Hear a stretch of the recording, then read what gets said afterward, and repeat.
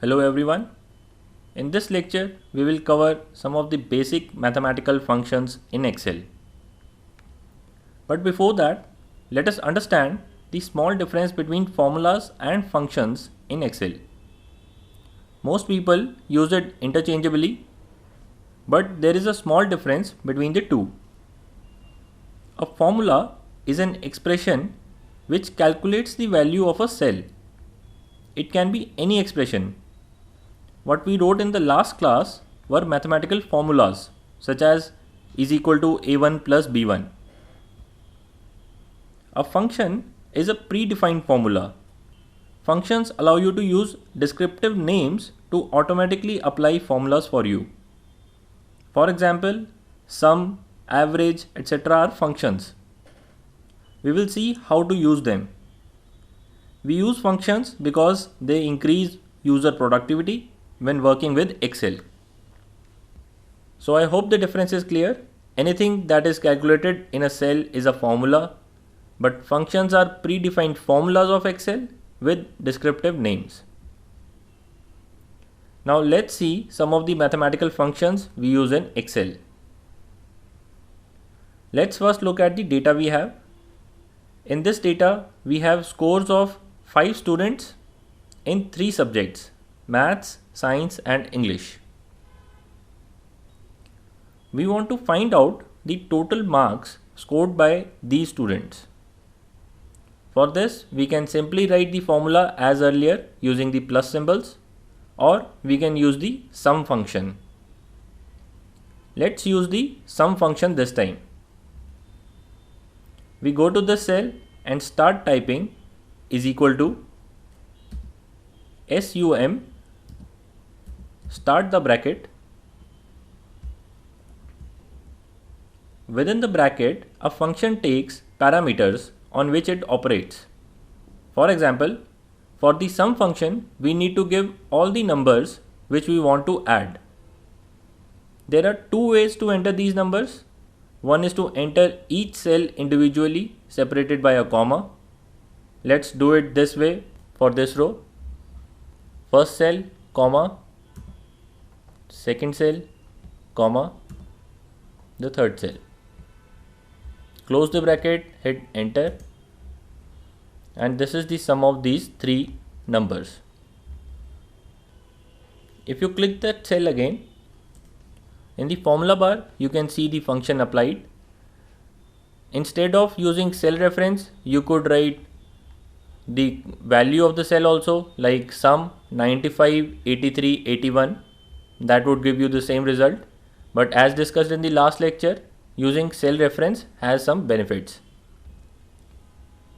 For the student 2, we will use the second method. Instead of entering each individual cell, I am going to select the whole series this time. We start again with is equal to sum.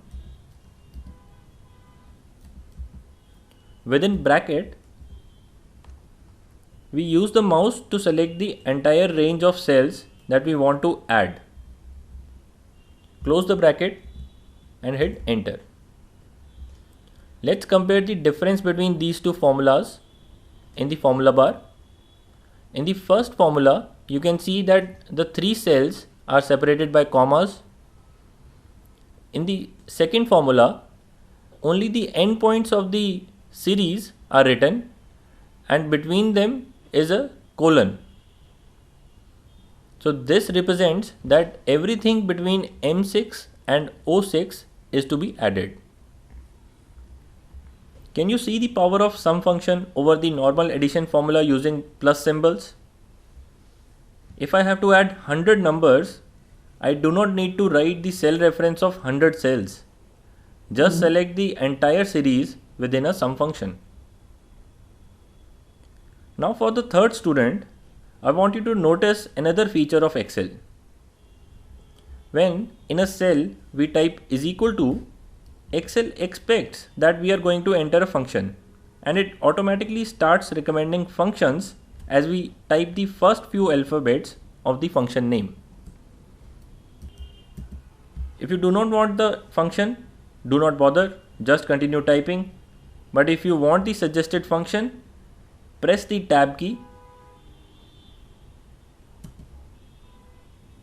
It will auto complete the function as well as it will start the bracket for you.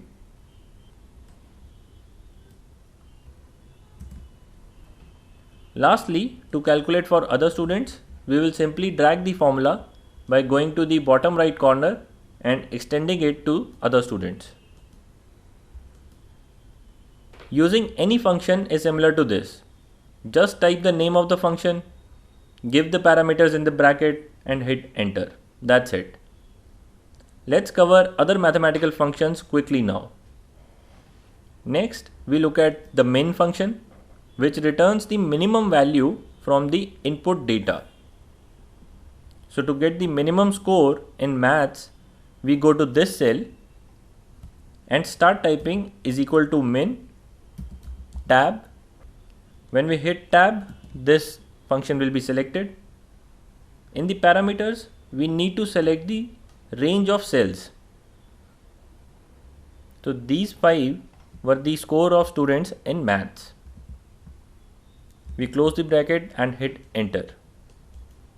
You can see that 45 is the minimum score scored by any student in maths. We can extend this formula for science and English also.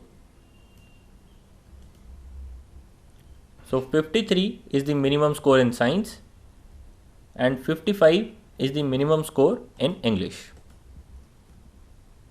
Next, we look at the max function.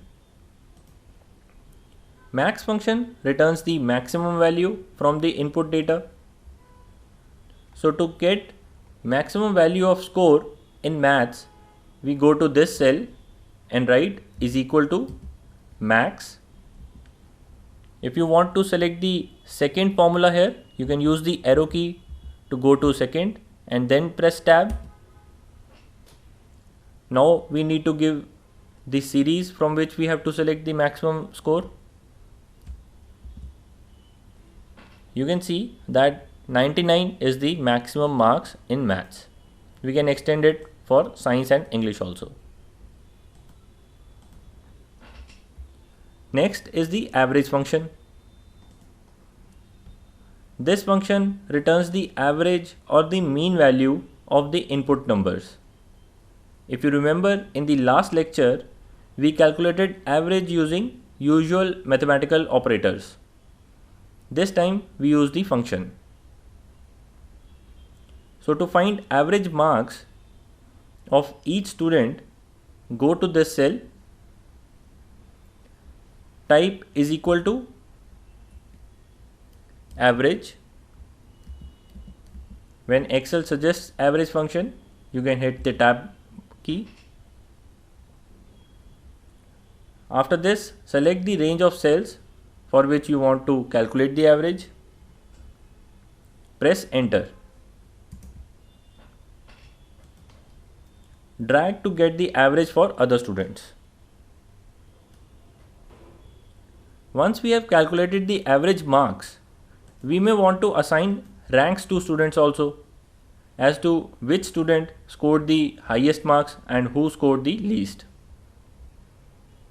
To rank the students basis their average score, go to the next cell, type is equal to rank average.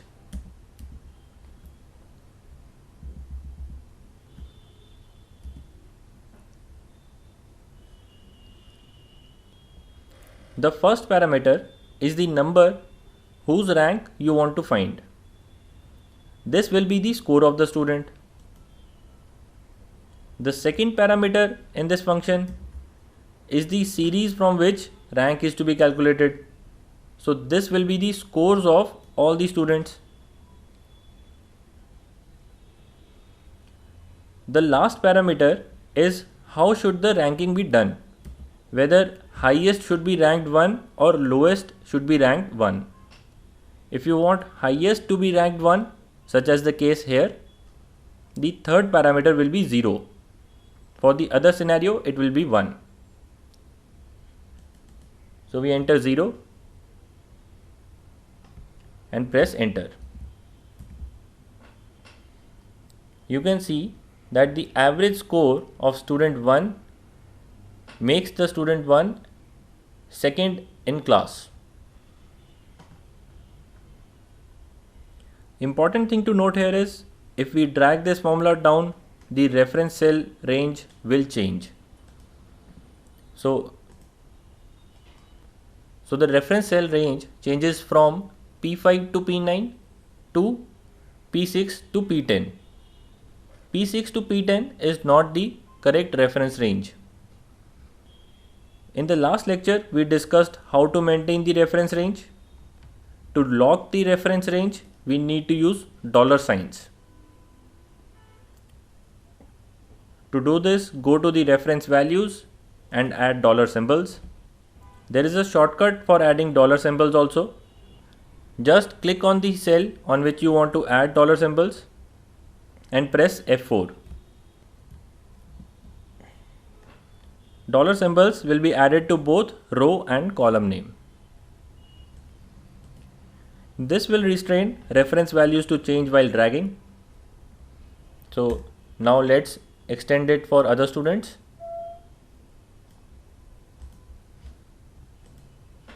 Now you can see that the reference cell remains from P5 to P9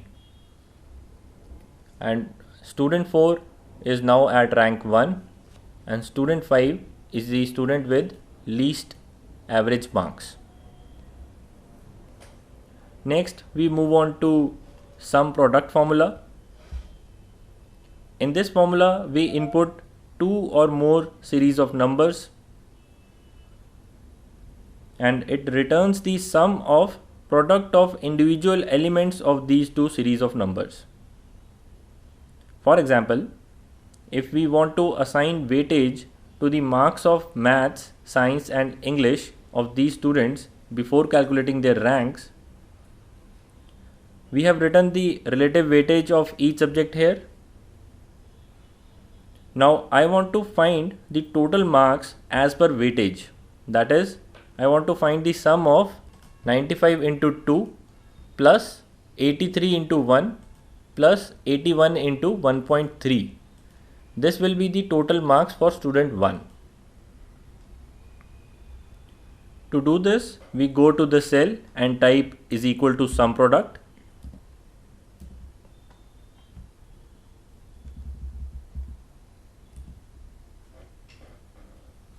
Then we select the first series of numbers, comma, select the second series of numbers and press enter. We get a value of 378.3. This is calculated by adding 95 into 2 plus 83 into 1 plus 81 into 1.3. This can be dragged down, but before dragging it, remember to use dollar symbols for the weightages.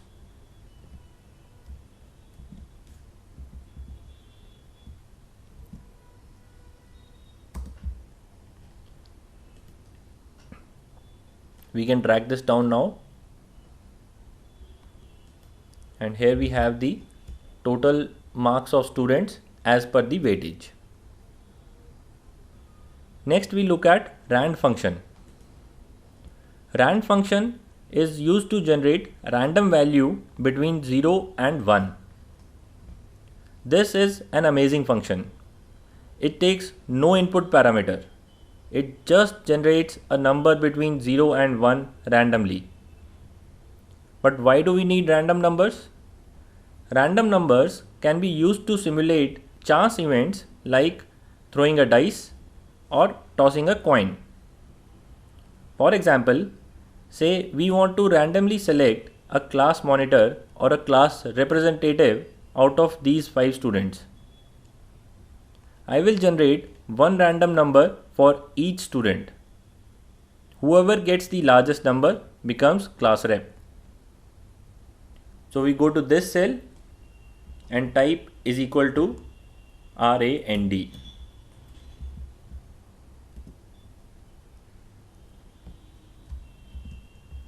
Hit enter. You can see a random value is generated for student 1. We can drag it down for all the students. we can see that student 5 has the maximum value, and now student 5 can be selected as the class representative. Next, we move to rand between function. This will return random value between the range that we have provided. So this function takes two values as inputs and generates a random number between these two numbers. In our example, for student 6, we can randomly assign marks for maths by going to this cell and typing is equal to rand between,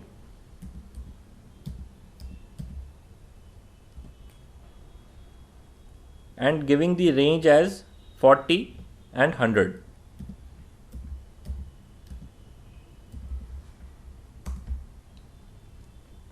This student has scored 56 marks in maths.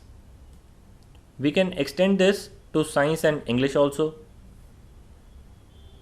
You can see that every time you change any cell, the value of rand and rand between gets refreshed.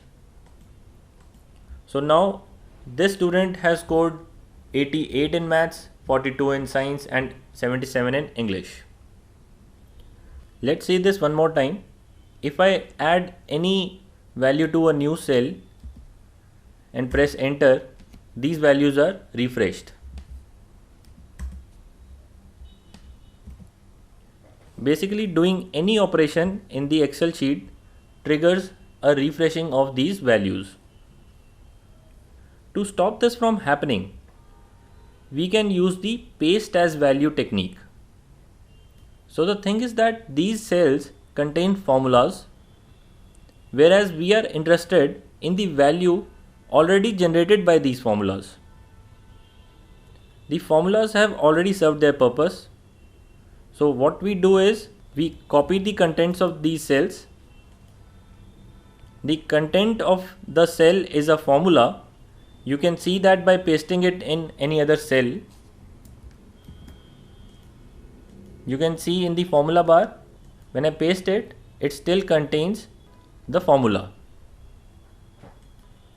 But we want to keep the value and not the formula. So we copy the cells and paste them here as values. This is the option for pasting as values. This comes only when you have copied a formula. It basically gives the option to copy paste a formula as a formula or the value calculated by the formula. Now, as I have pasted the values, I have the randomly generated values with me, which won't refresh every time I perform any operation.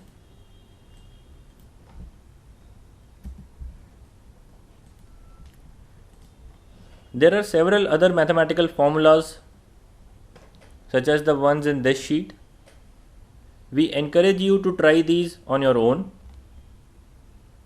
You can also find a list of all the formulas in the Excel menu. Click on the Formulas tab and select Maths and Trigonometry. Here you can see the list of all the math related functions.